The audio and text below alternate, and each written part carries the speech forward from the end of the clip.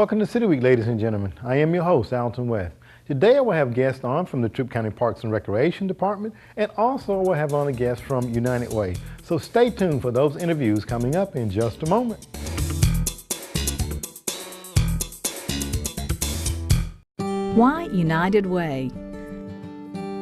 Because 99 cents of every dollar donated to United Way of West Georgia stays right here to help your neighbors. Yes, 99 cents. United Way makes every penny count. You can count on United Way, and United Way of West Georgia is counting on you. Please give today.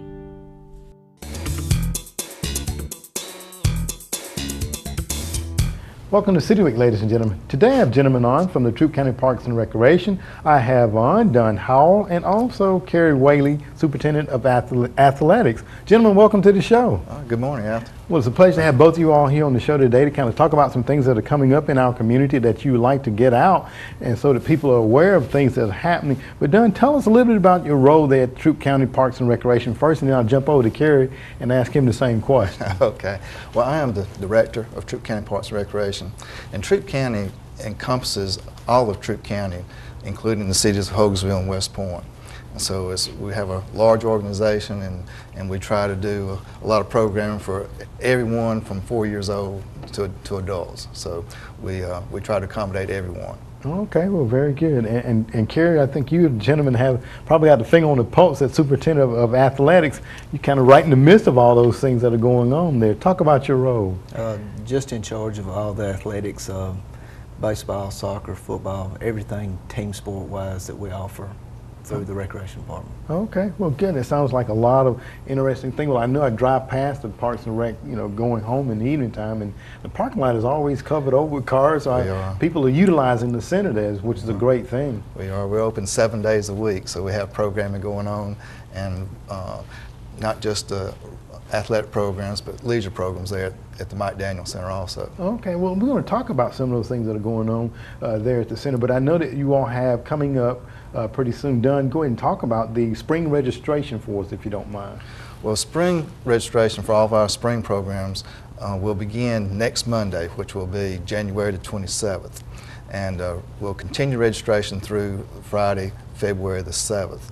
And that'll be for all of our spring programs, and I can let Carrie kind of tell you about some of those, but it'll be all of our spring programs along with anything that's going on there in the Mike Daniel building, plus with the ongoing programs that we have like the swim team, tennis, and that kind of thing. Okay, very good. Carrie, talk about a few of those programs.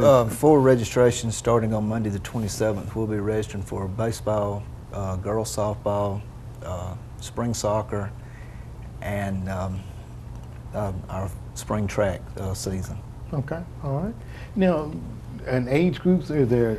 Baseball starts off with T-ball, and that starts at age 4 and goes through our 13, 14-year-old league.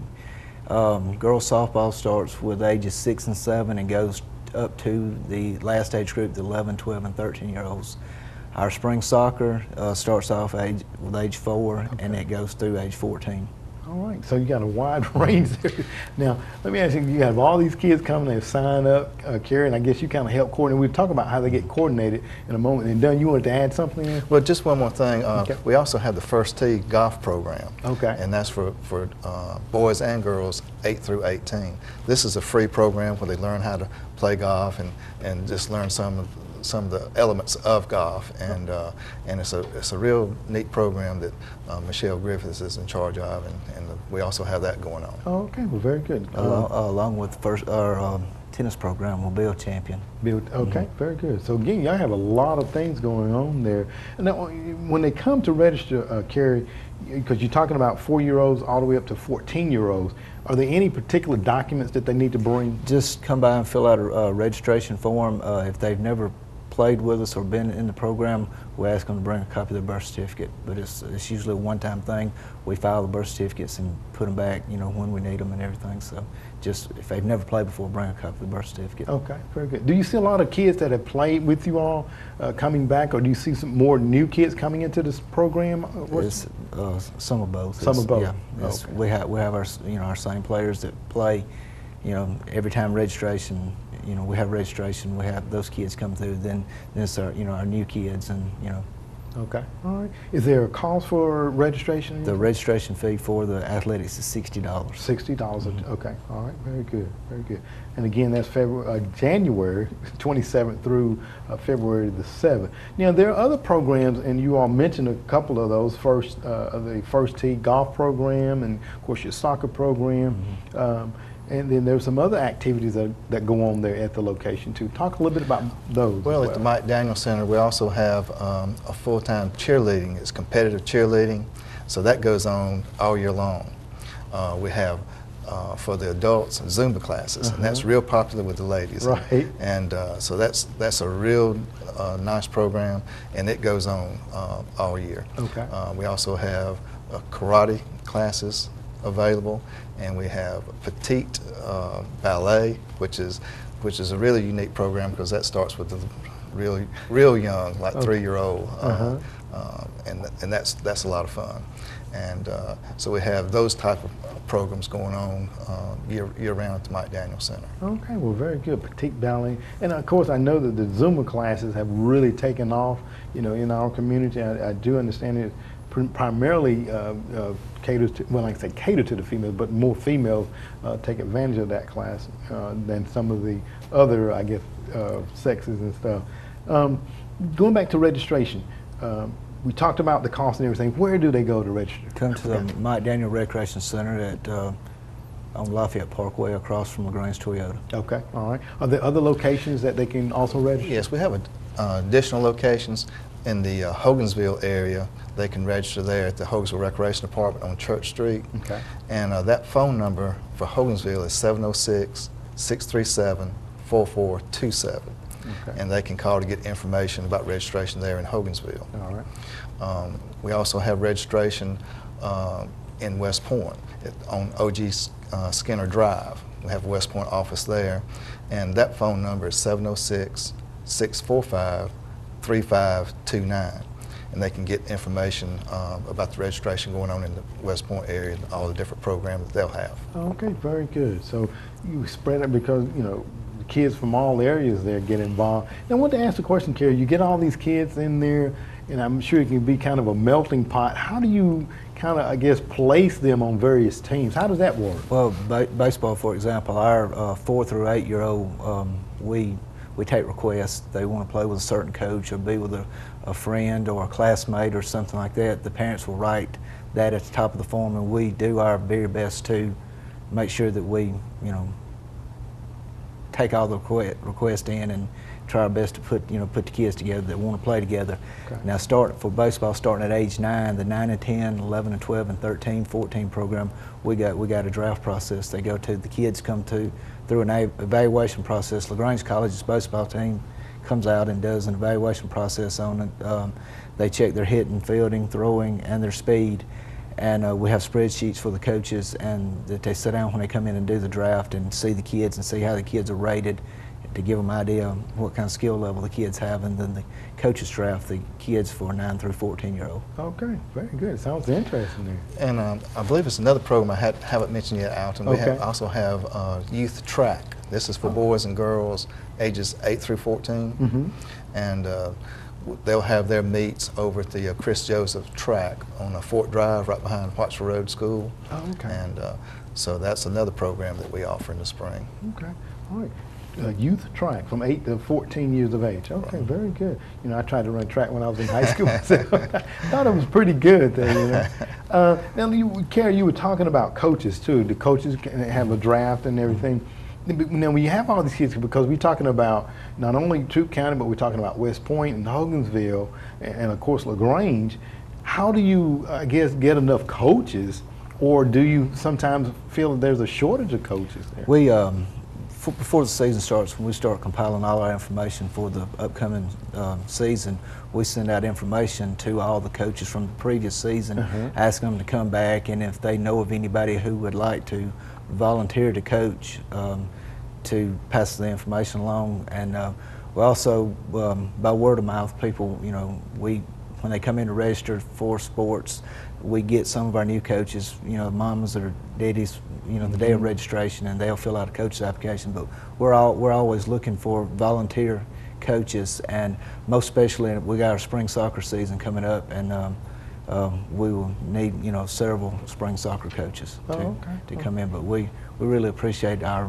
volunteer coaches, and that's the key to it. They're volunteer. That's right. And you know, soccer is a sport that has really taken off here in our community. You mentioned about the Chris Joseph's track field there. I noticed the soccer fields there. Every time I go by there, they seem like they're, you know, fully utilized. Yeah, we have 2 seasons. We play in the fall and the spring. So it's a very popular sport. Well, actually, we play three times. We got the indoor soccer during the winter, and then 2 outdoor seasons in the spring and fall. So kids in Troup County can pretty much play soccer year round if, you know. Okay, if they chose to do so. Absolutely. It seems like there's something that is going on all the time too in our area for kids as far as recreation is concerned. Well, as we get ready to close out, Don, you all, both of you can jump in and talk about this sponsorship, because I know there's a lot of sponsorship that goes on to help these programs be the success that they are. Talk about that for us. Well, we really depend on our sponsors, and so anyone who would like to sponsor a team, we would love to have you sponsor. And the beginning sponsorships are $250. That's for individual sponsors. Okay. And I think Kerry can probably tell you more about any of the packages that we have. Okay. The individual sponsors is $250. Take baseball for example. We put the sponsor name on the back of the uniform, and then we put the sponsor name on the schedules. But our sponsor packages are broke down to an individual, which is $250. Then we go up to bronze, which is $500. Silver package would be $750. Then a gold package, which would be $1,000. And if the gold sponsors, everything is broken down by seasons through the rec department. They can sponsor a team, a season, all year long for the gold sponsor. But we depend a lot on our sponsors, and we really appreciate them, and we'd like for them to come out, and it's good advertisement. Absolutely. It's on a lot of schedules. It's on a lot of uniforms, and kids wearing the uniform, in town and out to eat and places like that. A lot of people see their names, so it's good advertisement. Absolutely, very good. Well, gentlemen, I want to thank both of you all for coming on and talking about the spring registration that's coming up starting January 27th, and we're running through February the 7th, and also to let our kids know that I'm sure most of them are already taking advantage of it, because like I said, I see the parking lots filled. Take advantage of all the programs that you all offer there. And it's a lot of kids participating, even the children who may be playing on traveling teams. They're still eligible to participate in our program, so we still have a place for all children, regardless. Okay, well, very good. We're sending information to the school system, reminder slips of what we're registering for, and the dates on it, so the parents start, looking into kids' backpacks and stuff that they bring home, because we've got reminder slips going out, so be looking for it. Okay, well, very good. Well, gentlemen, once again, thank both of you all for coming on, talking about the spring registration and all the other programs. And I know that the parking lot will just continue to be filled with kids coming to register now. So, I hope so. Thank you very much. Okay. Okay. Thank you for having us, Alton. Thank you, ladies and gentlemen. Stay tuned. We're back for more City Week in just a moment.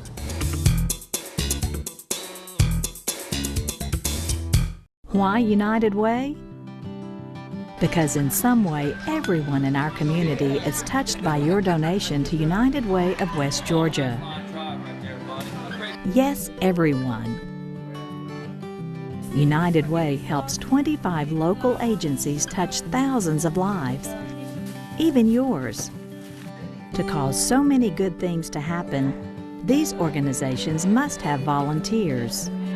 Fortunately, more than 2,300 local volunteers are now giving time to the 25 local organizations that United Way of West Georgia helps support. Yes, more than 2,300 volunteers. But more are needed.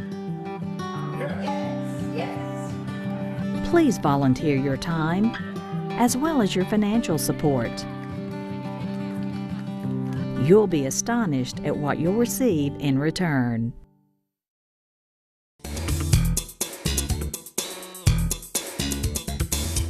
Welcome back to City Week, ladies and gentlemen. Now I have the Executive Director on from United Way, Patty Youngblood. Patty, welcome to the show. Thank you for having me, Alton. It's always a pleasure. Same here, Patty. You know what? I think the last time you and I sat down, we just kind of talked about United Way all day long, didn't we? We did.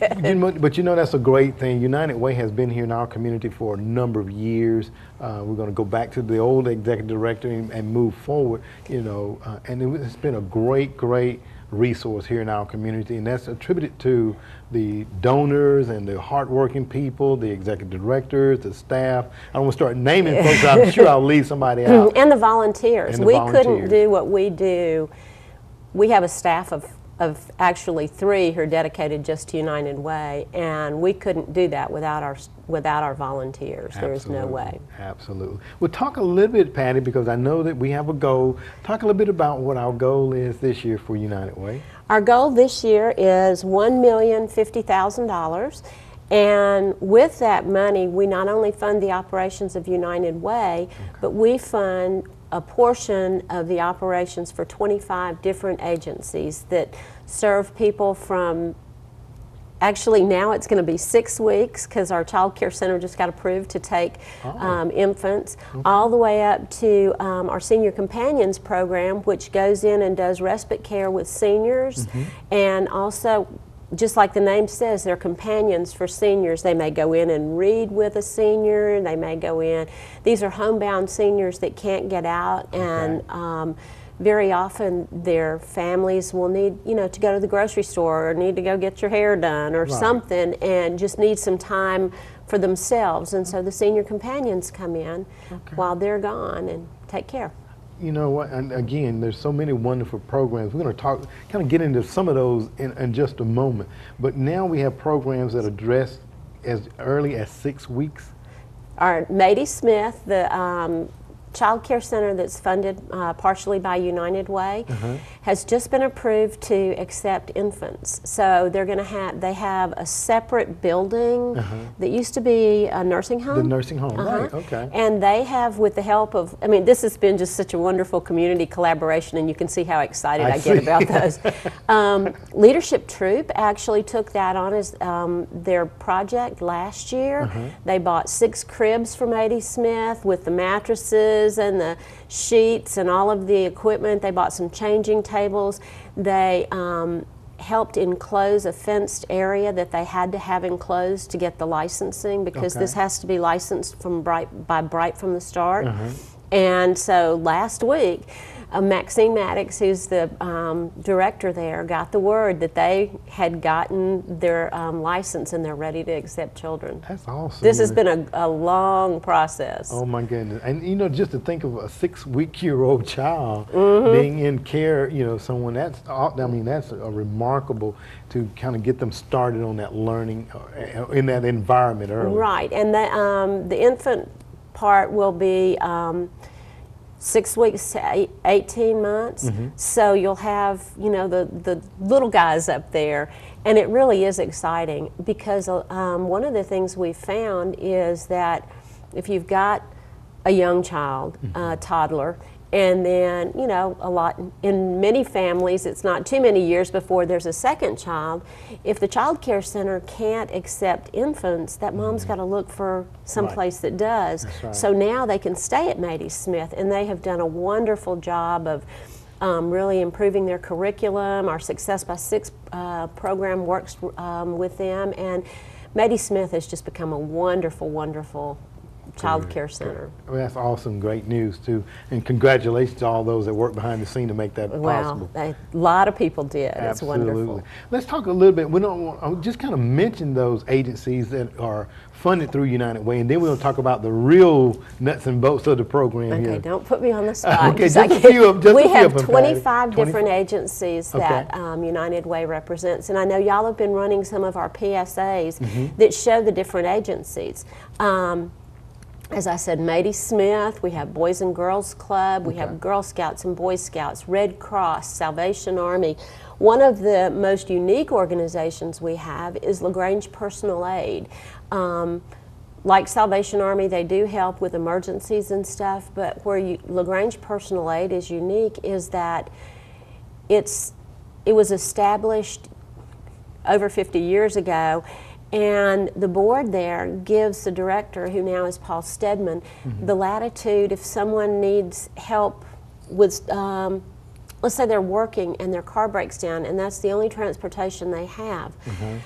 He might be able to buy a tire or do help with some minor car repairs so that person can keep their job so they can stay productive in the community.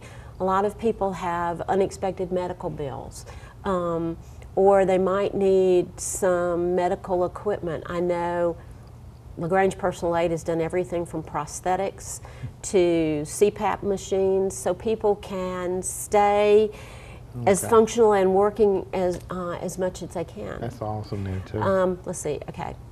Well, you don't have to name them all. I know there's 25, but I don't want to put you on the spot like that. But I want to talk too, Patty, because we talked about the goal of $1,050,000. When that money comes in, and then these agencies all have a budget they submit to you all. That's correct. There's an allocation committee, and that's what we want to talk about today. Allocation committee kind of examine these budgets and they make site visits. Talk about that for us. Well, I'm here to talk to you today to see if we can recruit some new volunteers from the community. The way allocations works, we have a board member who chairs each panel. We divide those 25 agencies into groups, and there's a panel of volunteers that is assigned to each of those groups of agencies. It's led by a board member, and we want as many volunteers as possible to help us. We're going to have our volunteer training on February the 6th at 4 p.m. at the Active Life Center, which is one of our agencies, formerly the Troup County Senior Center, home of the runner-up, national runner-up Wii Bowling champions. It's my job is so fun. I love it. But the volunteers will receive. We have an allocation packet that every United Way agency has to submit every year, and they change a little from year to year. But it has a narrative section where we ask them about what they're doing. We want to know what kind of projects they're doing. Are they doing anything new? Have they started any new programs?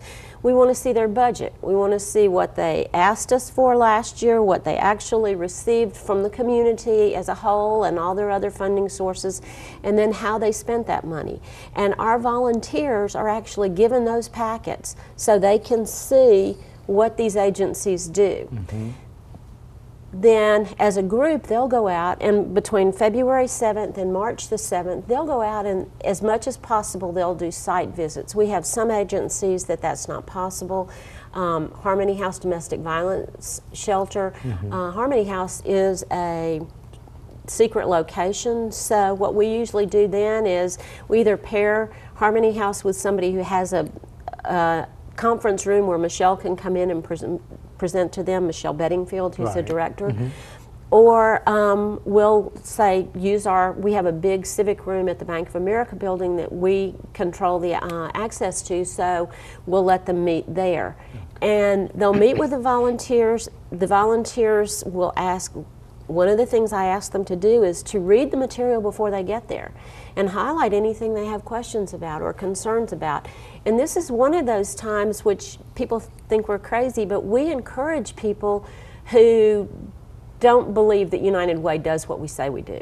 Oh, you can't do that. You can't support 25 agencies. How can you do that? We ask them to come and be part of this because invariably one of the comments I'll hear not just once but 2 or 3 times during the course of allocations is, I had no idea this organization even existed.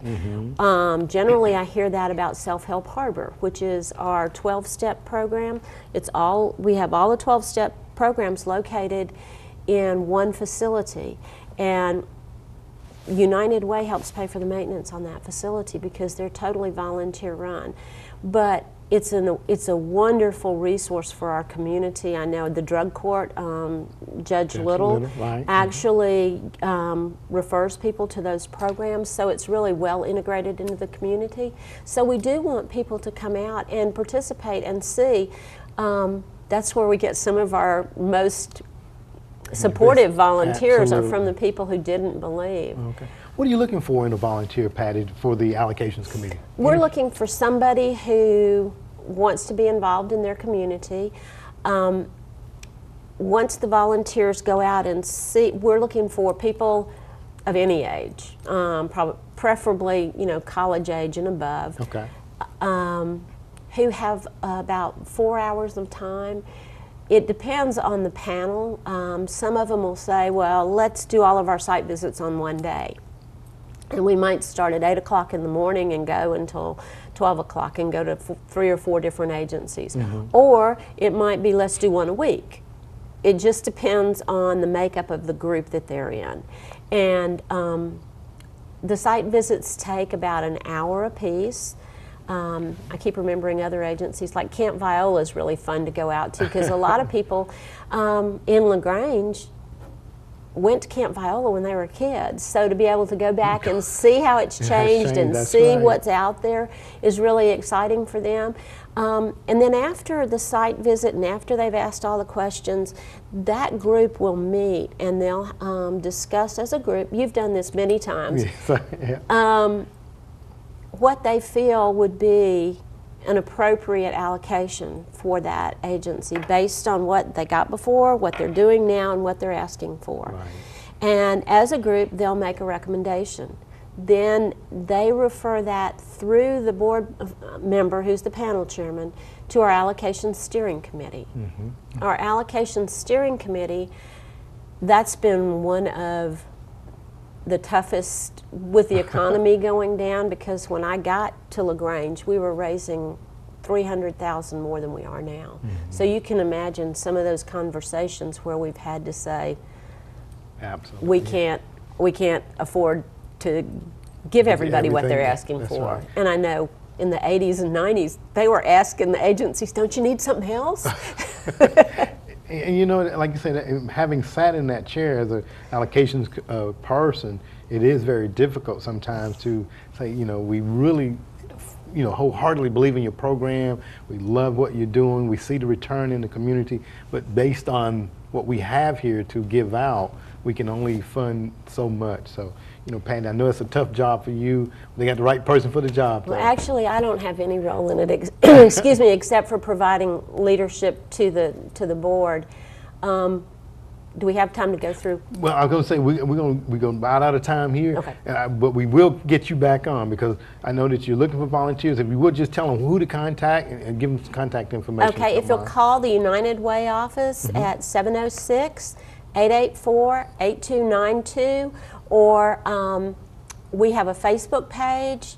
You can go to United Way of West Georgia and send us a message through there. We're going to put some information on our Facebook page. I am technologically challenged, so if we got a techno volunteer out there, I'd love to have you call me. There you go. Absolutely.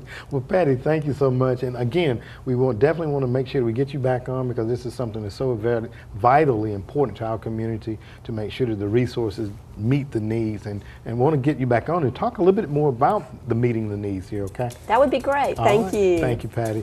Ladies and gentlemen, stay tuned. We're back more City Week in just a moment.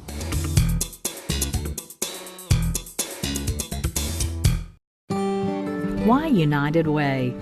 Because United Way of West Georgia helps support 25 local organizations. Organizations that make life better for all of us. Yes, 25. There's no easier way to help so many of your neighbors through a single donation. When you give to United Way of West Georgia, you help a lot.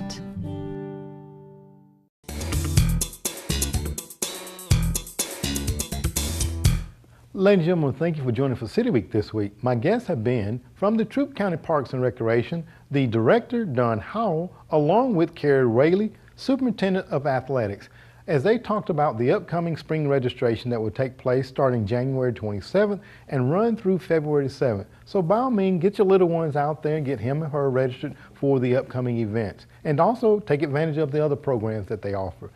Also, ladies and gentlemen, I had on from United Way, the director, Patty Youngblood, as she talked about the needs for volunteers to serve on the allocations committee to help our agencies here in the community to do all that they can do through service. Ladies and gentlemen, I hope that you've enjoyed these interviews, and as always, I want to invite you back for more of City Week.